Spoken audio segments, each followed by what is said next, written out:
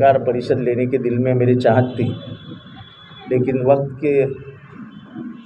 न मिलने के कारण मैं नहीं ले पा रहा था। 20 तारीख को चुनाव है और ये कहने में मुझे बहुत खुशी होती है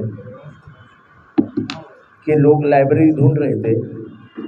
हमने लाइब्रेरी कब बनाई पता भी नहीं चला उनको। आज लाइब्रेरी में दररोज 50-60 बच्चे आके पढ़ाई करते हैं। उसके बाजू में ही शादी खाना बन रहा है, उसकी प्लिंथ उठ चुकी है। प्लिंथ उठ चुकी है, ज़्यादा दिन नहीं है अभी शादी खाना शुरू कर देंगे। कम्युनिटी हॉल कैसा? जी उसको कम्युनिटी हॉल कैसा?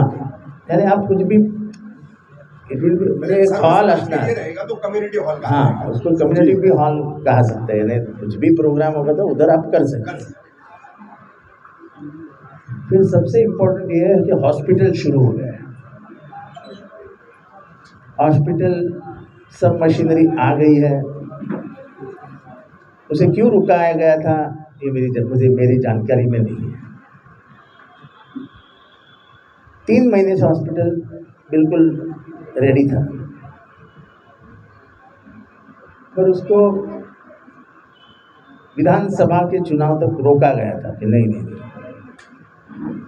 अब कमिश्नर तो तैयार था, डॉक्टर पॉल जिसको मिला है वो भी तैयार था, लेकिन उसको उद्घाटन की तारीख नहीं। और एक क्या खेल हो रहा था मैं बोलना नहीं चाहता हूँ, आप समझ गए। फिर बाद में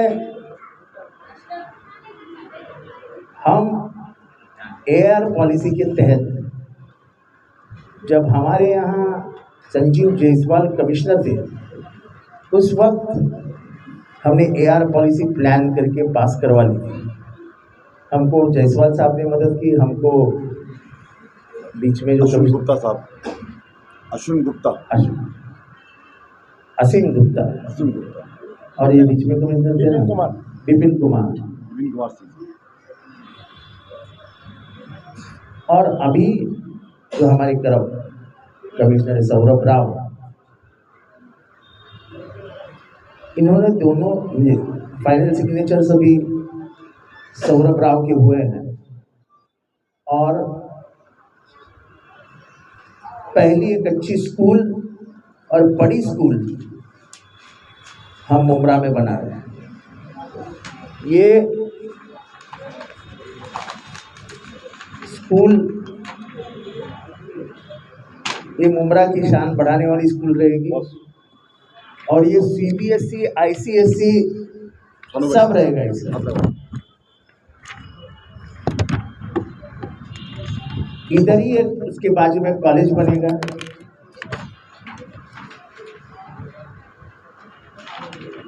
और ये टोटल प्लान पास करके हम आपके सामने दे रहे हैं।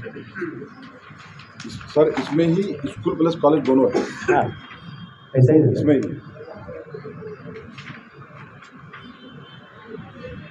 उसमें एक बस डेपो है। वो हम तो नहीं कहेंगे कि एयरपोर्ट जैसे होगा, जैसे बारामती में कहा जाता है, लेकिन अच्छा होगा।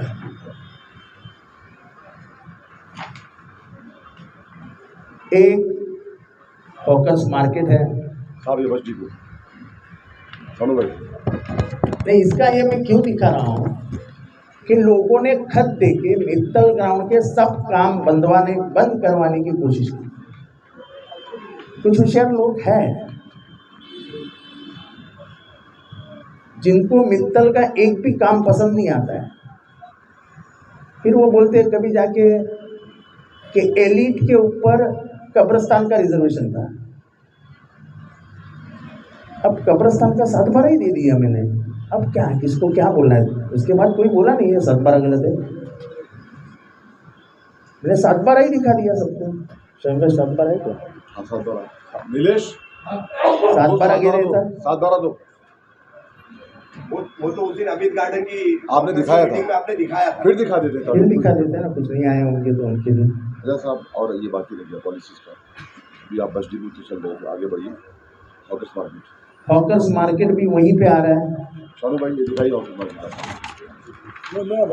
और इसमें ओपन स्पेसेस बहुत रहेंगे और ओपन स्पेसेस होने के कारण हम फुटपाथ हॉकर्स को शिफ्ट कर सकेंगे। एक नया हॉकर्स जोन भी हम ला रहे हैं, वो भी करवा देंगे।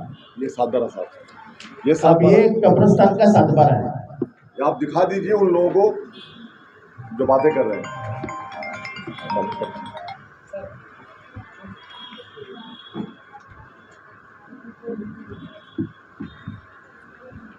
तो ये है हमारे डेवलपमेंट का।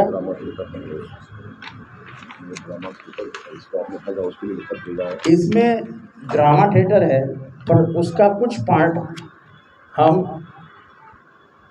हज हाउस, लेकिन कुछ लोगों का ऐसा भी बोलना है कि हज हाउस बहुत नज़दीक है आपके, और नुब्रा में कौन आके रहेगा हज हाउस का, क्योंकि एक हज हाउस बन रहा है सिडको के एरिया में, वाशी में। तो कोकन से आने वाले लोग तो इधर से हज हाउस का कुछ अच्छा बड़ा इस्तेमाल नहीं हो सकता है। तो अभी कैसे उसको बदला जा सकता है वो देखेंगे, लेकिन हर स्कूल के लिए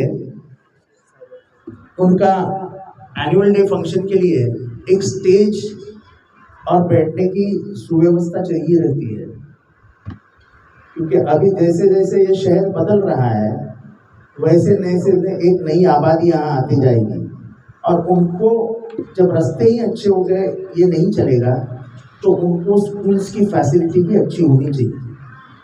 तो मेरा ये प्रयास रहेगा कि शील तक कम से कम 4 नई स्कूल्स, इंग्लिश मीडियम, कॉन्वेंट जो भी है, लेकिन दुनिया में जो लैंग्वेज ऑफ कम्युनिकेशन है और वो हिंदी में, वो इंग्लिश है, तो इंग्लिश स्कूल ज़्यादा ला करके बच्चों को तालीम के मामले में उनको कोई रुकावट ना आए, अच्छी तालीम उनको घर के नज़दीक मिलेगी, इसका हम प्रयास कर रहे हैं। सर ये चारों स्कूल जो आप बता रहे हैं, एक मिनट, जो एक लास्ट रह गया, ये मुंबई क्रिकेट एसोसिएशन ने एक लेटर लिखा है, उसमें म्यूनसिपालिटी के पास एक 4.5 एकड़ का प्लॉट है, वहाँ पे उन्होंने लेके कह दिया है कि तुम हमको ये प्लॉट दो, हम उसको मुंबई क्रिकेट एसोसिएशन की तरफ से डेवलप करेंगे और मेंटेन भी करेंगे 30 साल का।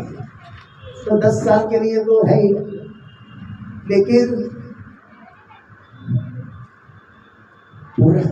पूरी फाइल पास होने के बाद भी चुनाव है इसलिए रोका गया। आप जैसे ये सबसे मजेदार बात ये है कि मित्तल ग्राउंड में काम कौन करता है? जितेंद्र रावण तो करता नहीं है, रवाब भाई, सलीम ढोले, उमर भाई, नदीम भाई, सब मुसलमान भाई है ना, आदिल भाई, शानू भाई, पप्पू भाई, यानी सब नमाजी अगर धंधे में है तो पूरे उनके धंधे बंद करने के लिए खत देना, और ऐसा नहीं है कि मैं हवा में बोल रहा हूँ, खत मेरे पास है, पर मैं वो खत नहीं दिखाना चाहता हूँ, नाम भी नहीं लेना चाहता हूँ। पर ये तुम्हारा, यानी हर धंधे में तुमको किसी को रुकावट लानी है, ये तुम्हारा प्रयास क्यों है? ये अभी इतने बिल्डर यहाँ पे धंधा करते हैं, कोई माइका लाल उठ के बोले कि जितेंद्र रावण हमारे ऑफिस में आके चाय पी के गया, कोई माइका लाल।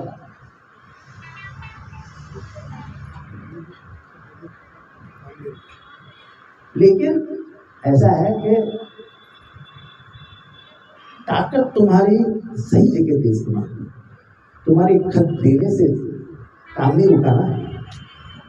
बॉस एक बात ये है, कल कहेंगे ये लोग कि हम लोगों ने झूठी प्रेस कॉन्फ्रेंस की, ये बात करेंगे, आप दिखा दीजिए ये एक सीसी है, मार्केट की सीसी दिखाइए आप। नहीं वो नहीं दिखाइए ना बॉस, हमारे पास सब सीसी है। देखिए ये मार्केट की सीसी है, बातें कल आएगी, कि ये लोगों ने ऐसे ही ले लिया प्रेस कॉन्फ्रेंस। ये मार्केट की सीसी है, ये मैं दिखा रहा हूँ आपको। शमीम भाई, ये जो आगे मेरी प्रेस कॉन्फ्रेंस खत्म होने दो, फिर मांगता है वो सवाल को। बस खाली एक मिनट, मैं उसी के ताल्लुक से एक मिनट। और इसके बाद ये ड्रामा थिएटर की सीसी है। उसके बाद उनकी कॉपी एक दे देंगे अभी। ये स्कूल और कॉलेज और अर्जी की सीसी है। उसके बाद ये टीएमटी बस डिपो की सीसी है। अब ये बात करने के लायक नहीं रहेंगे कि हमने गलत बात किया है। अब आप बोलिए आप।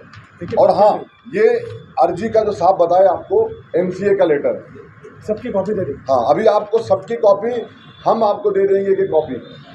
अब बोलिए बस। तो ये तो मेरे मुस्लिम भाइयों का ही था ना, उधर से ही रोजी रोटी आती है, बहुत रोजगार वहीं से मिलता है। जैसे ही वो बिल्डिंगें बनेगी, कम से कम 6000 फ्लैट वहाँ बन रहे हैं, तो 6000 घरों में 6000 काम वाली, 6000 नहीं 2000 तो काम वालियाँ लग जाएंगे। दूध का धंधा बढ़ जाएगा, चाय का धंधा बढ़ जाएगा, यानी इकोनॉमी। उसमें रुकावट डालने से आपका क्या फायदा है? क्या फायदा है? तुम्हारी हो सकती है किसी से दुश्मनी, पर सब मुसलमानों का धंधा बंद गिराना। अभी सोलिंग डोले तो बड़ी शख्सियत है इस शहर में, तुमने तो सब पे कट डाल दिया बंद करो इनका। जो स्टॉप वर्क नहीं आएगा वो बात अलग है, कोशिश की गई, और कोशिश बहुत की गई, और उसमें उनके दोस्त है इस प्रोजेक्ट के अंदर, उनके दोस्त भी है। मैं नाम किसी का लेता नहीं चाहता हूँ। स्लॉटर हाउस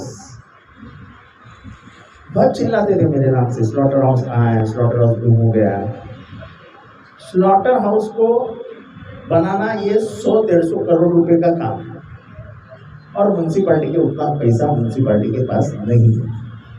जो सच है, आज म्यूनसिपालिटी के पास सिर्फ 100 करोड़ रुपए है, और वो 100 करोड़ नहीं खर्चा करेंगे क्योंकि अचानक कोई कैलामिटी आ गया। कैलामिटी का मतलब है आपदा, कोई भी नैसर्गिक विपत्ति आपदा आ गई, तो उनको रिजर्व में रखना पड़ेगा। तो म्यूनसिपलिटी अभी क्या करती है कि हर चीज वो पीपीपी में दे देती है कि भाई तुम बनाओ और कुछ साल के बाद हमारे हाथ में दे दो, और नहीं तो जो सिस्टम है म्यूनसिपलिटी में सब जगह हुए वो ही हो रहा है। फिर लोग ये बोल रहे थे कि हॉस्पिटल में बहुत पैसा लगेगा। मुझे फिक्र है कि दिल्ली मॉडल हमने लाया है और उसको कहा जाता है पेनीलेस हॉस्पिटल। आपको 1 रुपया लेकर जाओगे हॉस्पिटल में तो आपको 1 रुपया भी जेब से नहीं निकालना, वो डॉक्टर की जिम्मेदारी है। वो बोल कहाँ से वसूल करना उसको मालूम। सब सरकारी योजनाओं के तहत हॉस्पिटल में मुफ्त आपको इलाज किया जाएगा। अभी कैंसर यूनिट की बात हो रही है। अभी आपको मालूम है कि एक मॉडर्न कैंसर यूनिट उस हॉस्पिटल में है जिसमें आपको रेडिएशन मिलेगा, जिसमें आपको केमोथेरेपी मिलेगी। उस नीचे जमीन के नीचे खोद के एक मशीन डालते हैं, उसका नाम मैं भूल गया। वो रेडिएशन से बचाने के लिए वो जमीन में डाला जाता है, उसको फिर एक बाहर से कवर डाला जाता है, उसकी बराबर रचना की जाती है ताकि कोई वेव, वो जो रेडिएशन की वेव्स है वो बाहर नहीं जाए, उससे बहुत तकलीफ होती है। तो वो मशीन भी उधर डाला हुआ है जिसका इस्तेमाल कैंसर में होगा। और मैं बोलता हूं कि कैंसर के लिए पूरे कोकन से अपने पास लोग आएंगे, पूरे कोकन से। मैं आ गया था क्लस्टर की तरफ, स्लॉटर की तरफ, कंप्लीट नहीं हो पाया।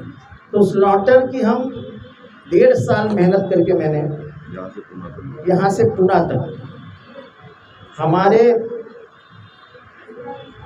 आसिम गुप्ता नाम के अपने कमिश्नर हुआ करते थे, कई वर्ष थे वो, जिन्होंने बहुत सारा पैसा दिया गुमराह में और कलवा में। तो उन्होंने एस यूडी सेक्रेटरी उसको साइन करके सीएम के पास भेज दिया। सीएम भी तैयार हो गए, क्योंकि आसिम गुप्ता ने बताया कि साहब ये ऐसा ऐसा है और ये कोई हिंदू एरिया में नहीं है, ये मुस्लिम एरिया में है, तो स्लॉटर हाउस मुस्लिम एरिया में चल सकता है, ऐसा कोई ऑब्जेक्शन नहीं लेगा। तो लोग डरते हैं ना स्लॉटर हाउस। तो उन्होंने सब समझाया और उन्होंने कहा भी कि मैं वहाँ पर कमिश्नर रह चुका हूँ, मुझे मालूम है क्या आबादी है, किधर है और क्या लेना चाहिए, तो मैं आपको कह रहा हूँ, मैंने साइन कर दी है कि ये मंजूर कर दो। उन्होंने मंजूरी के लिए रखा भी, पर मैं किसी को कुछ बताता नहीं था, मुझे मालूम है क्या होने वाला है, चुपचाप बैठ जाता था। खबर बाहर कैसी गई मुझे मालूम नहीं। मुख्यमंत्री को बोला गया साहब चुनाव जाने दो ना, रुका होता रुक। तो डेवलपमेंट के मामले में मैं और कुछ भी नहीं बात करता, मेरा काम ही मेरी पहचान है, हमेशा मैं बोलता हूँ। अभी लोग चिल्लाते हैं विकास कहाँ हुआ, विकास कहाँ हुआ, तो मैं उसके ऊपर भी जवाब नहीं देता हूँ। अंधे लोगों को क्या बोलने का, नीचे देखो। तो ये हमारा पूरा काम है, हम इसी काम को लेके चुनाव में उतरे हैं। हम कोई किसी को उंगली नहीं उठा रहे। आप पैसे का बंटवारा करो, लोगों को पैसे देने का वादा करो, उससे हमें कुछ लेना देना नहीं है। लोग हमको मिलके क्या बोलते हैं हमको पता है। और ये जो हालात गुमराह में है, वही हालात कलवा में है। यानी कलवा में बहुत बुरा हाल है जितेंद्र आव्हाड का, ऐसा गुमराह में कहा जाता है, और कलवा के लोगों को कहा जाता है कि गुमराह में जितेंद्र आव्हाड का बहुत बुरा हाल है।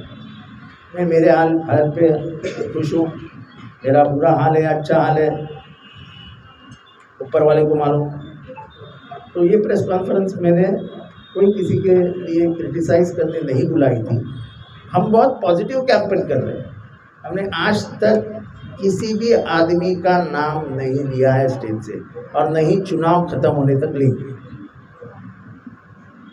किसी भी आदमी का नाम नहीं लिया है, किसी के ऊपर भी टीका टिप्पणी नहीं करनी है।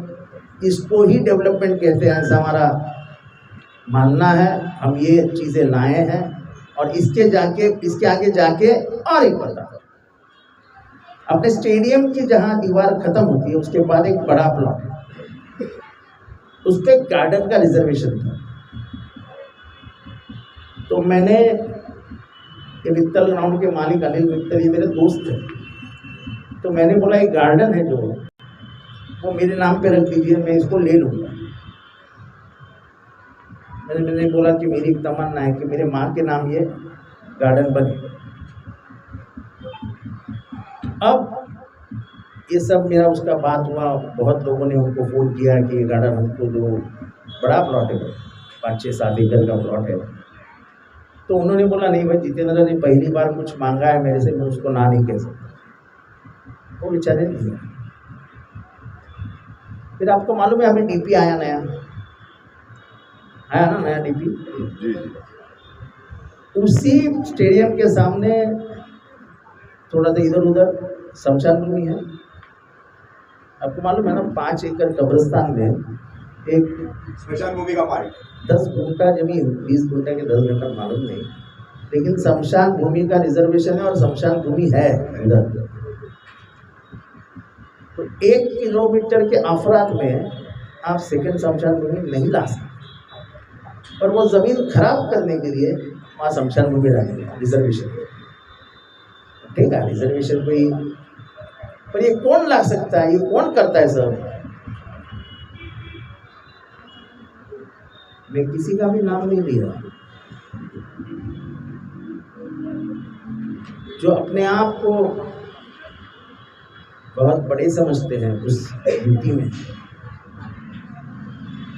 इनका काम है। गार्डन के मेरी बच्ची खेलने वाली थी क्या यहाँ वहाँ पर, कोई मेरा बच्चा आने वाला था खेलने को या वहाँ पर, कि यहाँ के गरीब बच्चों के लिए क्रिकेट और वो ग्राउंड बन जाता, माँ बहनों के लिए गार्डन बन जाती, तो एक अच्छा व्यवस्था हो जाती। देखो व्यवस्था सुधरनी चाहिए। फिर चिल्लाते हैं रिजर्वेशन किधर गया। कल एक बोल रहा था कि 16 एकड़ का कब्रिस्तान का रिजर्वेशन है। मैं बोला यार, मैंने एडीटीपी को फ़ोन किया, मैंने कब्रिस्तान 16 एकड़ किधर है, तो खुद हैरान होगा। 2 घंटे के बाद बोला अरे सब मिला के फिर भी 16 एकड़ नहीं है। तो ये ना अफवाहें फैलाने के लिए आप कुछ भी कह सकते हैं, आपको कोई रोक नहीं सकता है, लेकिन आप फिजूल का वक्त बर्बाद मत करो। ऐसे खट डाल के अफसरान को धमका के कुछ नहीं होता है। शहर को मालूम है डेवलपमेंट क्या है, और आपके नाते आज सभी घरों में जाएगा कि डेवलपमेंट किसको की थी और जितेंद्र आव्हाड का नेक्स्ट 5 ईयर प्लान क्या है। सर आपने बताया 4 स्कूल बनाने का जो प्रस्ताव है, कौसा से लेकर के कौसा के इलाकों से लेकर चील तक, तो ये चारों स्कूल सरकारी होगी, मनपा के अंतर्गत होगी? मनपा बिनपा नहीं, अच्छी स्कूल लाएंगे। अच्छा हो गया। हमारा जो इसका स्कूल है MMLA का जो म्यूनसिपालिटी स्कूल है, वो फजलानी नामक के ट्रस्ट ने ले लिया है। अब उधर का पूरा मेंटेनेंस, उधर की पूरी टीचर्स की व्यवस्था, पढ़ाई लिखाई, उनका पूरा सब तलाशना, ये वो सब वो फजलानी ट्रस्ट करेगा। एग्रीमेंट हो चुका है। अभी तक मैं क्यों नहीं बताया था, नहीं तो वो भी कैंसिल हो जाता। अब कुछ कैंसिल नहीं हो सकता है। अभी कमिश्नर भी चाहे तो कैंसिल नहीं कर सकता है। कोई पत्र चला जाता है, मैं नहीं बोलना चाहता हूँ पत्र चला जाता, क्या जाता, हो जाता, लेकिन वो कैंसिल हो जाता है। तो मैंने फजलानी का सब चालू था, मैंने इनको भी नहीं बोला था कि फजलानी का चालू है, नहीं बोले, मैंने नहीं बोला था कि अब बुमरा में एक काम करने वाला, एक काम रुकाने वाला है ना। मैं अभी भी सोचता था मुसलमान लोगों को धंधे में मदद करनी चाहिए। अगर उनका काम 2 दिन में हो रहा है तो 2 घंटे में करके देना चाहिए। अपने ही लोग आगे बढ़ रहे हैं तो उनके पैर में पैर तो मत डालो यार। आव्हाड साहब, किए गए विकास काम ठीक है, अब आपने ये आने वाले फ्यूचर का पूरा प्लान बताया है, उसमें किस तरह से रुकावटें डाली गई ये भी बताया है, तो क्या ये एक वो प्रयास है, चर्चा है शहर में, विपक्ष जो है आपके सामने खड़ा है वो आरोप लगाता है कि आपके पास भाजपा के अलावा कोई दूसरा मुद्दा नहीं है, तो क्या ये उसी को आपने जो है जवाब देने के लिए ये तमाम चीजें सबके सामने रखी है? मेरे भाई, ये आज पास नहीं हुआ है। मेरे को प्रेस कॉन्फ्रेंस करने के लिए ऐसा समय नहीं मिला। आज मुझे आराम था तो मैंने शमीम भाई को कल बोला 4 बजे प्रेस कॉन्फ्रेंस बुला। दूसरी चीज, भाजपा का मुद्दा है ना, क्यों मुद्दा नहीं है? हमारे विचारधारा की लड़ाई है, और मैं विचारधारा की लड़ाई आपको मालूम है, आज नहीं लड़ रहा हूँ, मेरे बचपन से लड़ रहा हूँ, क्योंकि जो विचारधारा में चाहिए ही नहीं। जिन्होंने गांधी को मारा वो विचारधारा में स्वीकारूंगा नहीं। जिन्होंने संविधान को मारने की कोशिश आज भी जारी है, उनकी विचारधारा में से लगाव लग सकता नहीं। जिन्होंने तिरंगे को गालियां दी, तिरंगे अशुभ कहा, वो तिरंगे का अपमान करने वालों की विचारधारा में स्वीकार कर सकता हूं। और जो हर रोज दलितों पे अन्याय करते हैं, मुसलमानों पे अन्याय करते हैं, हारने के बाद वोट जिहाद कहते हैं, तो उसका तो हम बोलेंगे ना। और तुम उनके दोस्त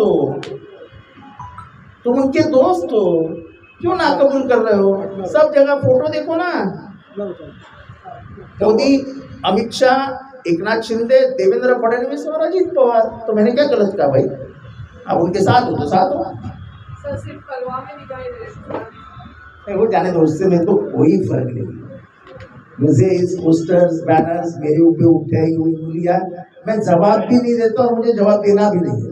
ये असद भाई है, ये आज हमारे स्कूल में एक सवाल मेरा रहेगा सर, जैसे कि आपने 4 स्कूलों के नाम लिए, तो मुंद्रा में आपके स्टेडियम के सामने जो IT का हब बन रहा है वो कई सालों से बन रहा है, लेकिन अभी तक बन नहीं पाया। इधर का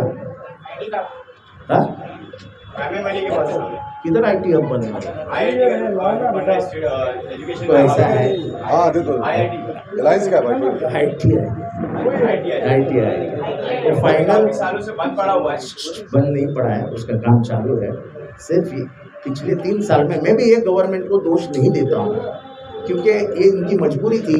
फुटे हुए आमदारों को ज़्यादा फंड देना पड़ रहा था, तो इनके पास माइनॉरिटीज़ के लिए फंड नहीं था, इसके लिए वो रुका हुआ है। आपको मैं बता दूँ आपकी मालूमात के लिए, भाई जरा 1 मिनट रुको। सब शेड्यूल कास्ट की जितनी भी स्कॉलरशिप से बंद है, सब शेड्यूल ट्राइब की जितनी भी स्कॉलरशिप से बंद है, जो अपंग को पैसा मिलता था बंद है, विधवाओं को जो पैसा मिलता था बंद है, माइनॉरिटीज की जितने भी पैसे जाते थे बंद है। जो हमारे पिछड़े समाज के लोग फॉरेन में हम सीखने को भेजते थे, उनका हॉस्टल का पैसा नहीं दिया, वो आज रास्ते पे सो रहे हैं। महाराष्ट्र में जितने भी स्कूल्स हैं, उनका जो हॉस्टल्स है सब बंद है। अब मैं इस पर नहीं बात करता हूँ। एक सवाल है, उमरा के अंदर सबसे ज्यादा मुसलमान अक्सरियत है, ईदगाह की सख्त ईदगाह की जगह नमाज पढ़ने की, हाँ ईद की नमाज पढ़ने हाँ, की। सही बात है जरूर करेंगे इंशाल्लाह। एकदम सही पॉइंट है, बहुत अच्छा पॉइंट है। गाँव में होता है, गाँव में होता है। ऐसा है ये म्यूनसिपल शहर में 200 मस्जिद है, 200 मस्जिद है, 200। चलो ये बात लेके क्या करोगे? ये बात हाउस नहीं चाह रहे, उसकी जगह दूसरा कुछ चाह रहे। अच्छा हाउस भी कुछ यूज में नहीं है। ठीक है, ये सवाल का जवाब मैं आप दोनों बैठेंगे तब दे दूँगा। मैं शहरी भी हूँ, ठीक है। चलो किसी को सवाल है? 2 लाइन में बोलिए। बोल रहा हूँ मैं, ईदगाह के क्या सवाल है उनको जानना है, नहीं। जवाब आपका दे दो। ऐसा है कि अर्बन यही ले जाएंगे। अर्बन एरिया है, ये अर्बन एरिया है। अर्बन एरिया में आप जिस शहर से आते हो, जिस हल्के से आते हो, वहाँ बड़ी बड़ी ज़मीनें हैं। और ये ईदगाह है ना, ईदगाह ये वक्फ बोर्ड में आता है, वक्फ बोर्ड की ज़मीन पे आता है। तो हम लोग इसके लिए ही चिल्लाते हैं कि वक्फ बोर्ड खाना क्यों चाहते हैं। नहीं वो खाना चाहते हैं क्योंकि इनको ईदगाह नहीं है, समझे। अब ये सब मैं नहीं बोलना चाहता हूँ, लेकिन आपने मेरे मुंह से निकाल दिया, इसलिए वक्फ के खिलाफ था कि वक्फ तुम नहीं ले सकते हो। और मैं वो वाहिद शख्स हूँ जिसने मुंबई के वक्फ जमीनों के सब 7/12 पे वक्फ का नाम लिखने लगाया, ताकि कोई माइकालाल वक्फ की जमीन खा नहीं सके। ठीक है, अब हमारे मैं तमाम पत्रकार भाइयों का शुक्रिया अदा करता हूँ।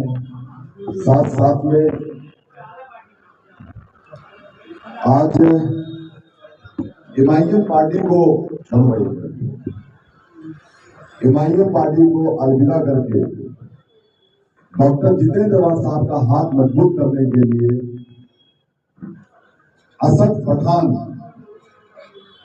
ने उस दल्ला पठान को छोड़ करके अलविदा करके आज ओरिजिनल पठान के साथ में आने का फैसला किया है। मैं इसके लिए इन्हें मुबारकबाद पेश करता हूं। और 31 वार्ड के ये प्रेसिडेंट थे, आज उन्होंने डॉक्टर जितेंद्र आवाड साहब को पूरा समर्थन दिया, अपने सैकड़ों साथियों के साथ पार्टी ऑफिस पर आए हैं। मैं हमारे नेता डॉक्टर जितेंद्र आवाड साहब को अपील करता हूं कि सर आप इन्हें पार्टी में प्रवेश करें और इनको प्रेरणा उपलब्ध। और मैं सबको बताना चाहता हूँ कि इनके ऑफिस है नारायण नगर में। उन्होंने कहा है ये मेरे और आपके संबंध रहे न रहे, पर ये ऑफिस में तुम्हारे नाम पे कर दूंगा। अस्सलाम वालेकुम। असद भाई क्या वजह है अचानक एमआईएम छोड़ के? काफी सक्रिय थे वहाँ पर आप। मेरी एक ही वजह है, तरक्की का हाथ पकड़ो और तरक्की के साथ जाओ। जितेंद्र आवाड साहब का हाथ मजबूत करो और उनके हाथ पकड़ के तरक्की को और तरक्की पे लेके जाओ। ये शहर इंशाल्लाह तरक्की करेगा। बस ये अपनी तरक्की है, पार्टी की तरक्की, अपनी खुद की तरक्की। अभी भाई आप जो समझना है समझो, पीछे मैंने बोल के देखने की आदत नहीं है, हमको आगे चलना है। साहब का हाथ पकड़ो और उनका मजबूत करो और शहर को मजबूत करो। नहीं, फिर भी एक निश्चित ऐसा कोई आपके जहन में कुछ कारण होंगे, कुछ विचार होंगे जिसकी वजह से ये निर्णय आपने लिया, क्या है वो? देखिए ऐसा है ना, साहब ने अभी आपको अभी शमीम भाई ने पूरा पेपर बताया, सीसी के सामने बताया, हर चीज़ बताया है और पूरा प्रूफ के साथ दिया है। शहर तरक्की कर रहा है तो मैं भी तरक्की के साथ चलूँगा ना। क्या बात है, सिंपल एकदम। बहुत एक मिनट बॉस, आज फारहान स्पोर्ट्स के जो यहाँ के जिम्मेदार है मौलाना जफर मोहम्मदी साहब भी पार्टी में प्रवेश कर रहे हैं और खुद वो आज से प्रचार के लिए निकल रहे हैं साहब के जितेंद्र अवार्ड साहब के। मैं उनका पार्टी में इस्तेमाल करता हूँ। आप तमाम पत्रकार भाइयों का बहुत बहुत शुक्रिया। Press conference